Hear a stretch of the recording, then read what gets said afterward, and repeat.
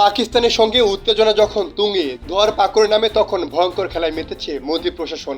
অভ্যন্তরীণ নিরাপত্তার নামে শুরু হয়েছে এলোপাতাড়ি ধোয়ারপাকড়। ভারতের গুজরাট রাজ্যে সম্প্রতি আটক করা হয়েছে 1000-এর বেশি কথিত বাংলাদেশি নাগরিকদের, যাদের বিরুদ্ধে অভিযোগ তারা নাকি অবৈধভাবে ভারতে অবস্থান করছেন।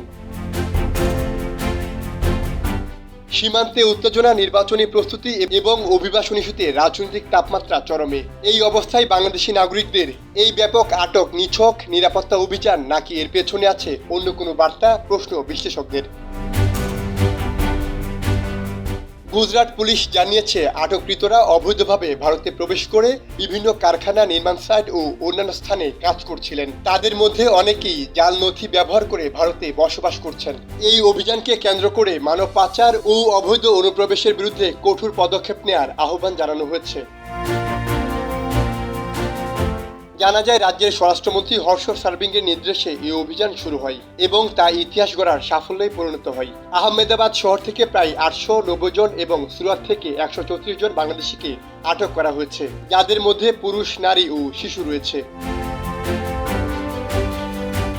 ভারত পাকিস্তান সীমান্তে উত্তেজনা বৃদ্ধি পাচ্ছে, বিশেষ করে জম্মু কাশ্মীর অঞ্চলে। এই পরিস্থিতিতে ভারতের অভ্যন্তরীণ নিরাপত্তা বাহিনী অবৈধ অভিবাসীদের বিরুদ্ধে অভিযান শুরু করেছে।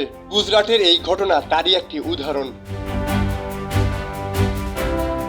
এই ঘটনার পরিপ্রেক্ষিতে বাংলাদেশ ও ভারতের মধ্যে সম্পর্কের উপর প্রভাব পড়তে পারে। দুই দেশের মধ্যে দীর্ঘদিনের সম্পর্ক রয়েছে, তবে সীমান্তে অবৈধ অভিবাসন ও মানব পাচার একটি স্পর্শকাতর বিষয়। এই পরিস্থিতিতে দুই দেশের সরকার একযোগে কাজ করে সমস্যার সমাধান খুঁজে বের করতে হবে। ভারতের গুজরাট রাজ্য বাংলাদেশি নাগরিকদের আটকের একটি গুরুত্বপূর্ণ ঘটনা, যা শুধুমাত্র দুই দেশের সম্পর্কের উপর নয়, বরং আন্তর্জাতিক নিরাপত্তা ব্যবস্থার উপরও প্রভাব পড়তে পারে। তাইমুল হক খান, সময়ের আলো।